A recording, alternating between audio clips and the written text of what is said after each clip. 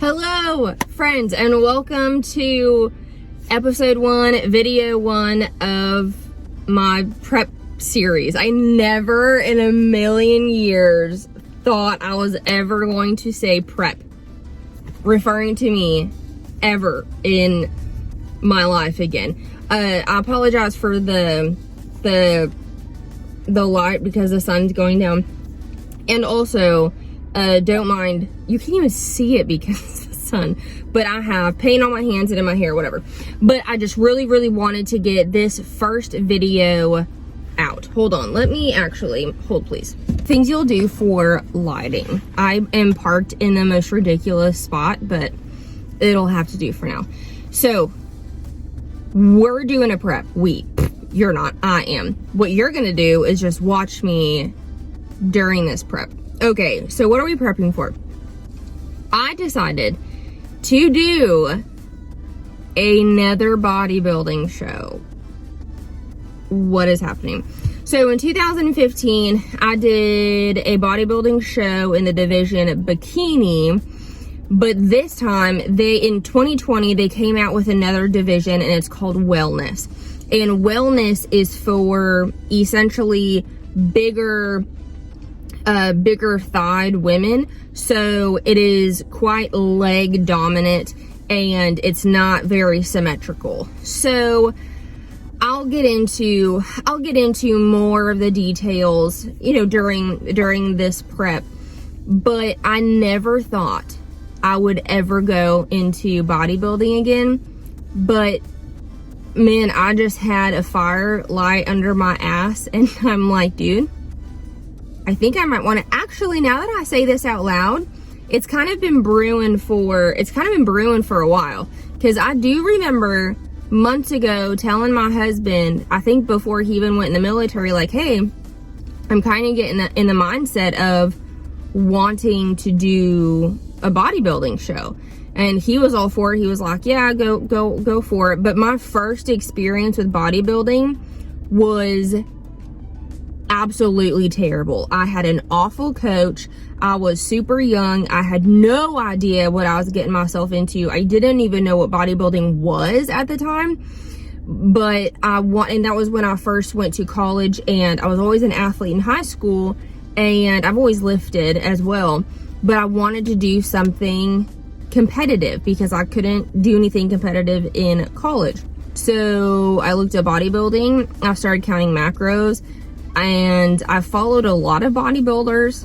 But the thing is, which is so funny, they were like 5'2", naturally petite, very small girls naturally. I am not that. I am not a petite girl.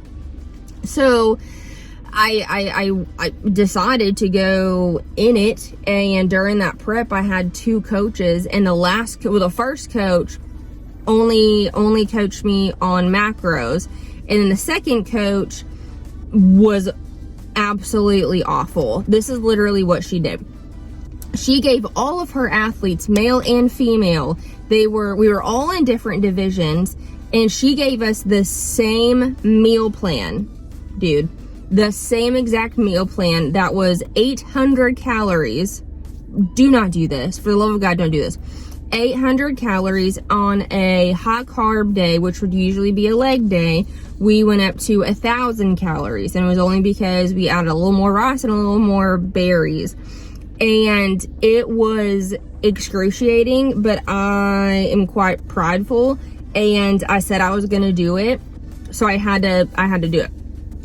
I lost a lot, no kidding, a lot of weight at the beginning, but I was on this meal plan for so long that I stopped losing weight. And so that coach literally blamed everything on me as to why I wasn't losing weight the whole thing. I'm sure we'll get into it later in videos. But after that, I did the show. I was not stage ready, but I was like, I can't diet anymore. Like, I cannot do this. So after that, I went to powerlifting. But for powerlifting, I still had to count macros.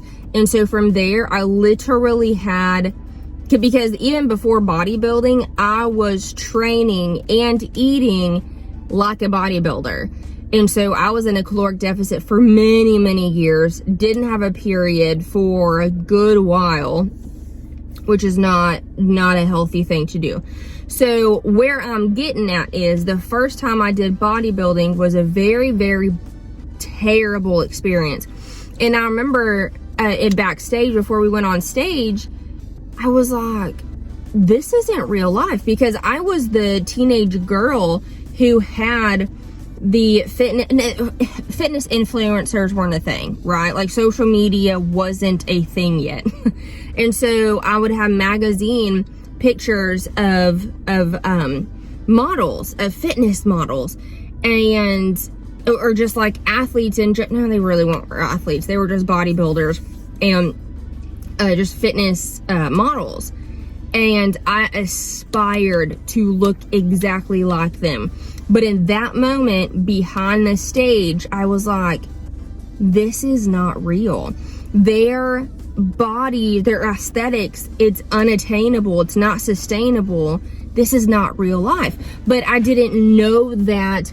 I didn't know that then. So I didn't know that for bodybuilding, when you're about to do a show, your show body, like what you are showing up that day, is not sustainable, and it is also not healthy. You're pushing your body to the point of not working really, just to have your aesthetics look really, really good.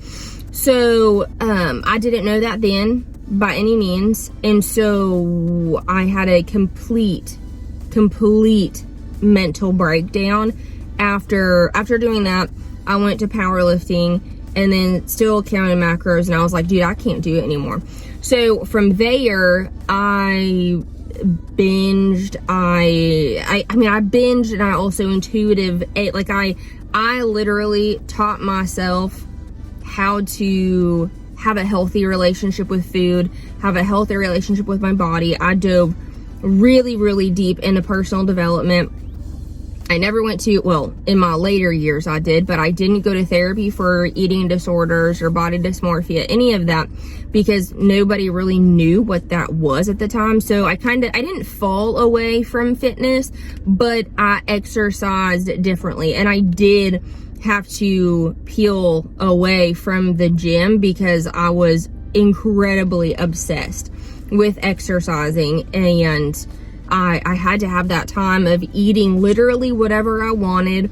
If I wanted a donut and ice cream, I allowed myself to do that. But in that period of time, allowing myself to do that, I definitely healed my relationship with food, with my body image. So much so, down the years, I started counting macros again healthfully, and I was able to really, and I did gain a little bit of weight, simply because I wasn't tracking anything and I wasn't exercising like I had been, and this was a little uncomfortable weight. And so, you know, I was healthy in my mind, and so I was finally able to start counting macros again. And so years, decided to do strongman. I was like, dude, I get to eat, and I want to be strong, so this is perfect. So I did that, and I did a competition of last September, 2 September ago, whatever. I did a competition. I placed first in my division. Absolutely love strongman. It is quite taxing on my back though, which I've had 2 back surgeries. I've had a knee surgery, wrist surgery, you know, whatever. And quite taxing, but absolutely love it.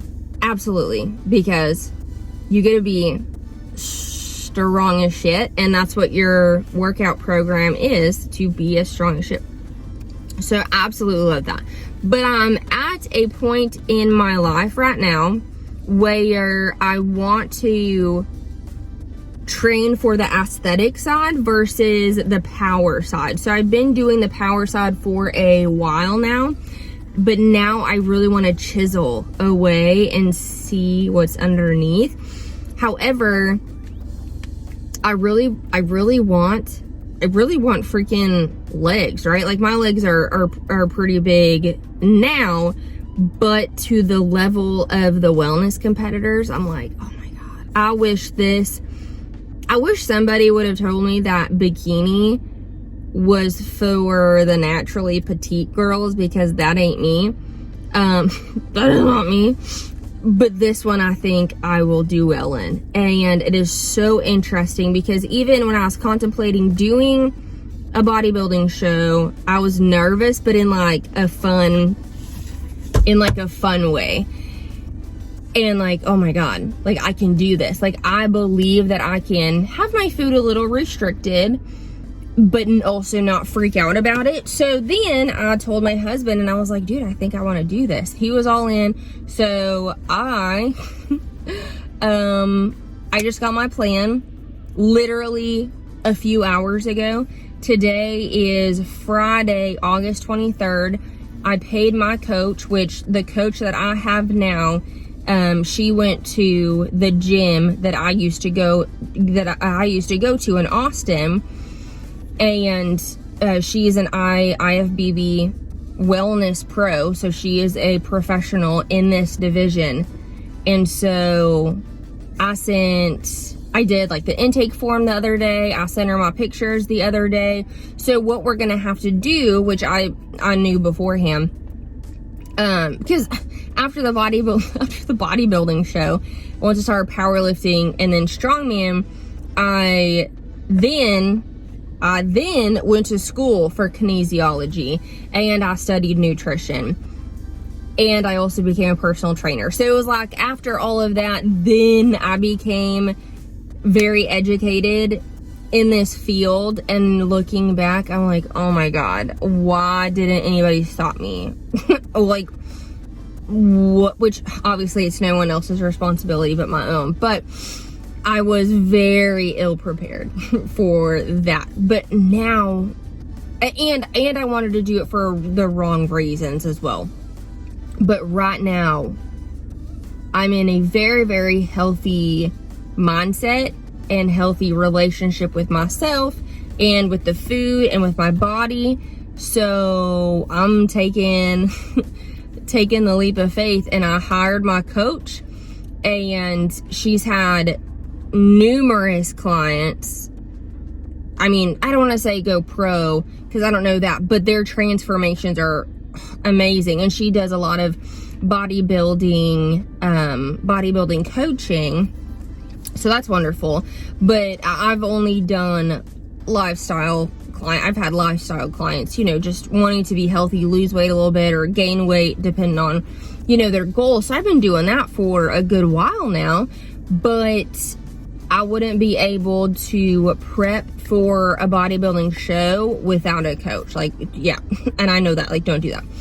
So I went ahead and told her, so what we're going to have to do, like I was saying before, which I knew what we're going to do, is probably shed a little bit of weight first and then find a show and then start prepping for it. So I'm not officially in bodybuilding prep, but I am. So I'm in like the prep of the, I'm in the prep of the prep.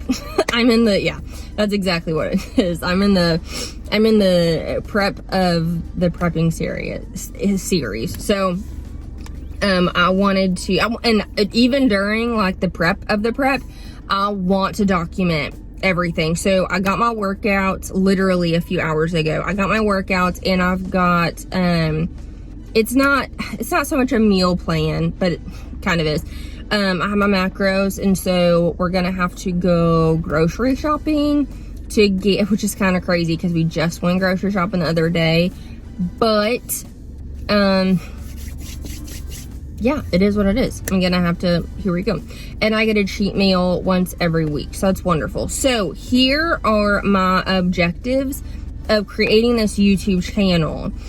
I wanted to create this so I could inspire, so I could help motivate, so I could be that one person in your life that helps you get a fire under your ass, that helps you to start working out, that helps you to be motivated to do hard work.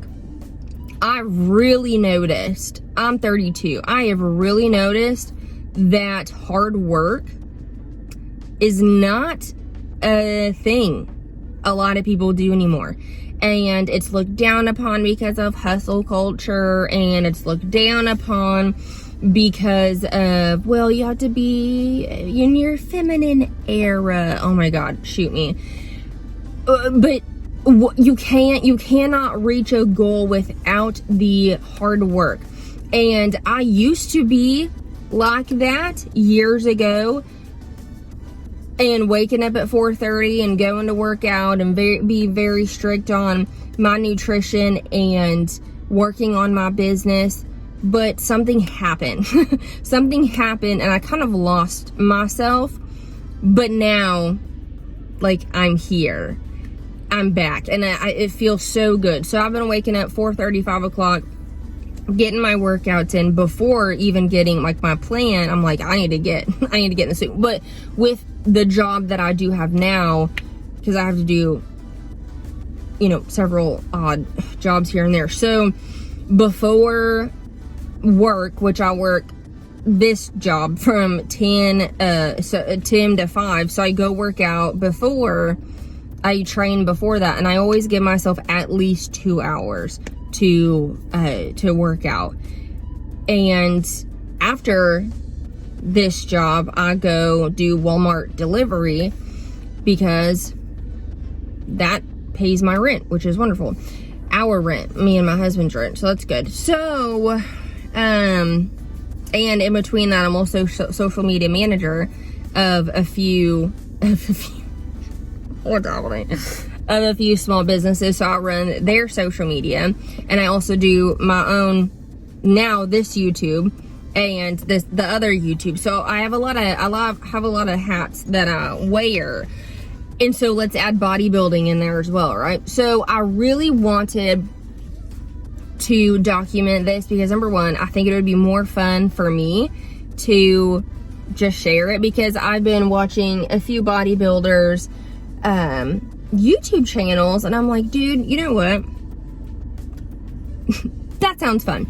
And I love recording my workouts, and I love helping y'all because I am educated. I am a personal trainer. So this isn't like, oh my God, what is this workout? It's not that. It's just a different way. It's a different style of training when you become a bodybuilder. So, which is such a weird thing to come out of my mouth. I never thought I'd be bodybuilding again, but here we are. So, one thing that going back to objectives, I really want to help other women understand their power and understand, again, man, that simply that you can do hard things, period. Like, you are stronger. You are so much stronger than you think you are. And the work that you need to do in order to achieve the goal, like, you can do it. Like, there's quite literally nothing that you cannot do. You just got to do the hard work. You got to do the work. And sometimes it's hard. Most of the time it's hard, and that's okay. Like, we cannot be immune to hard work. So that means going to bed late, waking up early. That means grinding. That means not being able to go home as soon as you're done with work. It's a Friday. I really would love to do that. I really would love to just kind of chill and sit with my husband, but I also have another job because work. So we're doing the hard things right now. I also know that it is temporary. I do not have to do this for the rest of my life. I don't. And I believe that it is just temporary, but we're gonna have to do the work. So I want to take y'all with me, and you women out there, I really want y'all to understand and really to learn that hard work, like, it's okay. Like, you can do the hard work. And one thing that I feel to say is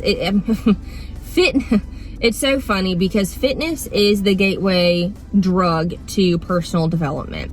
Somebody, a YouTuber said this, Julia Renee said that, but she also heard that saying from somebody else. So we're both not the person to say it.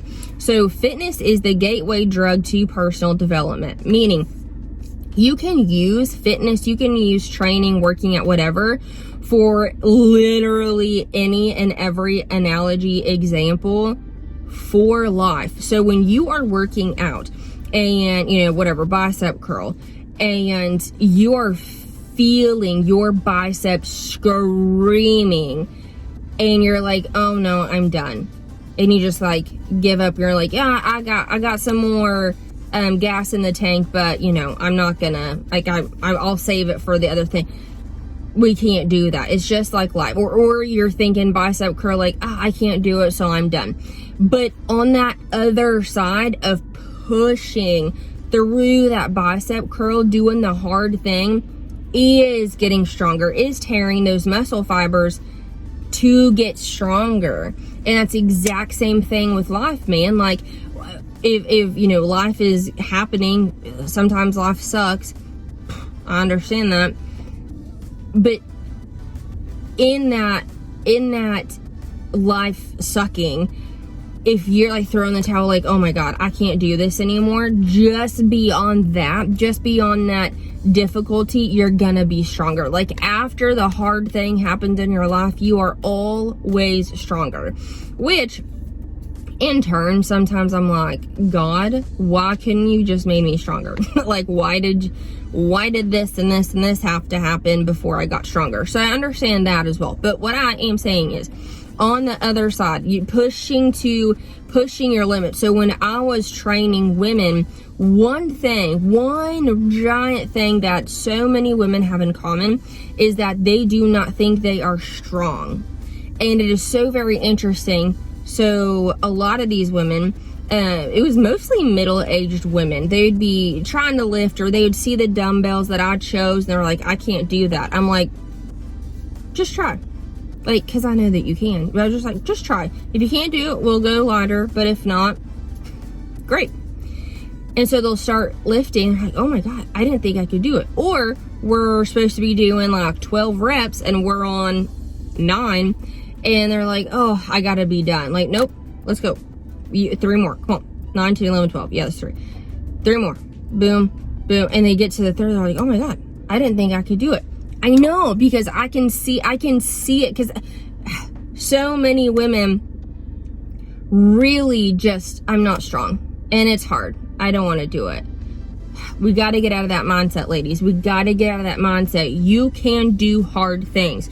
You are more than capable. One of the biggest things that I'd say during strongman competitions, I would go to, so strongman, if you're not too keen on it, is you're lifting heavy shit, but it's also a lot of weird heavy shit. So they would have the implements at the, like, on stage, or implements wherever, you know, you were doing the event, and you can like kind of mess around with the weights to like see how it feels like. Some events you can do this, and this one in particular you could. So I would go up there and everybody is just like standing around talking, or like, you know, trying it out. And I would stand there and I would visualize me doing the thing. I would visualize me doing the thing before actually doing it. And the sentence that I'd repeat in my head over and over and over, you are more than capable.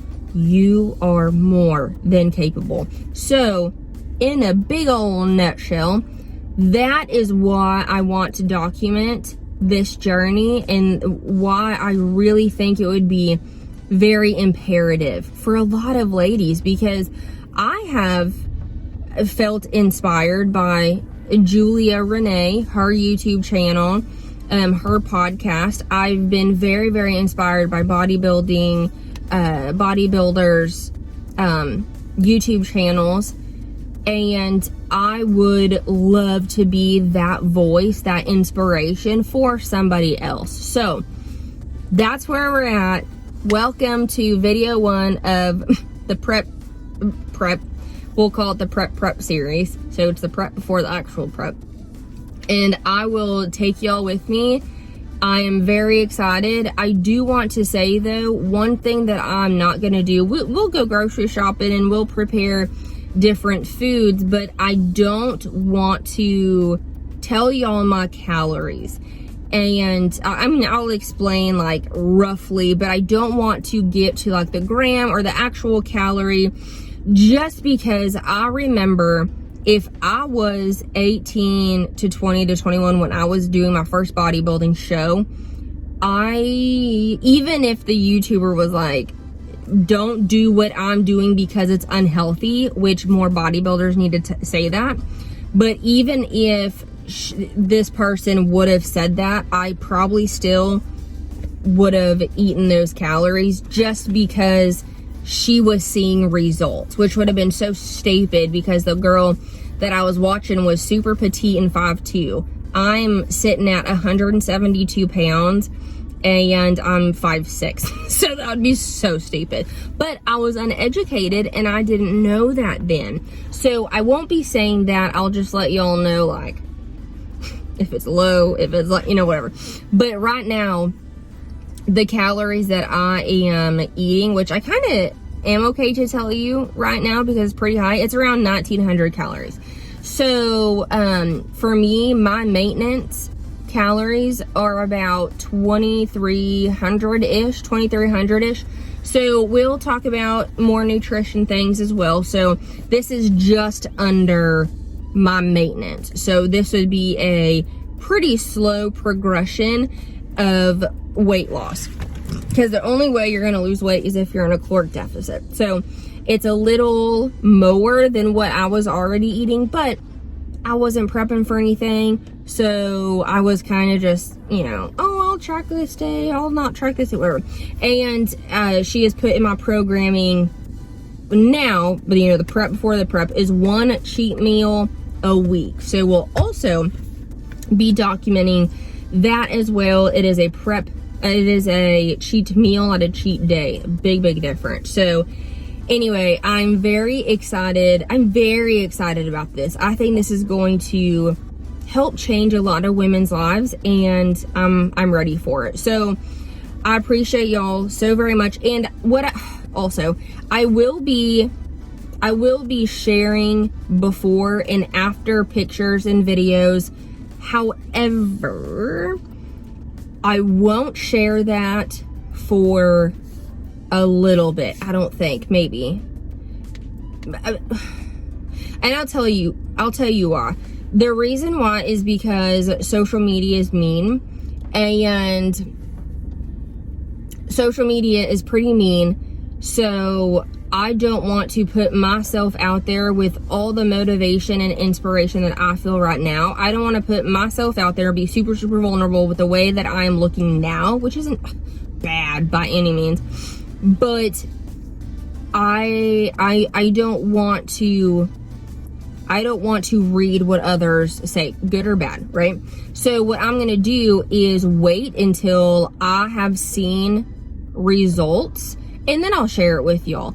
So that's just how it's going to be, just because. And I need to figure out how to do it quite modestly, because I don't want to wear a thong, because that's what I share with my coach. But out of respect for my husband, and which I know the bikini on stage, but that's a little different. It's for the show, but and for me, I just don't feel comfortable doing that. So I need to figure out what I should wear for that. But I will be sharing with, and too, a lot of fitness influencers, they wear skimpy stuff like that, which, some girls it's flattering, other girls, like for me, it's just uncomfortable. Like, I don't want skin tight shit. So I wear spandex and my husband's clothes. So, and I think me training will also help those who are uncomfortable in freaking Lululemon sports bras in the middle. Like, I don't do that. So,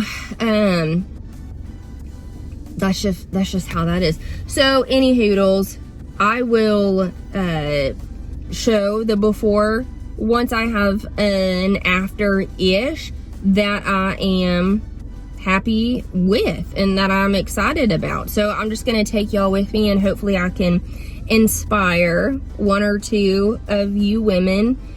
And I can't believe I'm bodybuilding again. So I'm excited for y'all to watch me do this. Okay, anyway, I appreciate y'all so very much.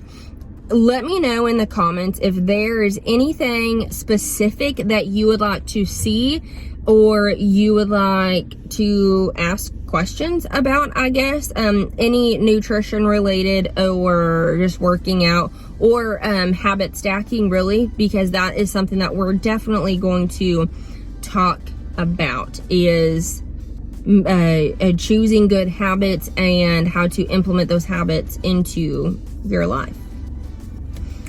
This is gonna be fun. I'm excited. Oh, and I forgot to say, be sure to subscribe and hit that notification bell so you will be notified every single time that I drop a new video. I forgot to say that, and that is important. And always put your thoughts in the comments below. Okay, bye.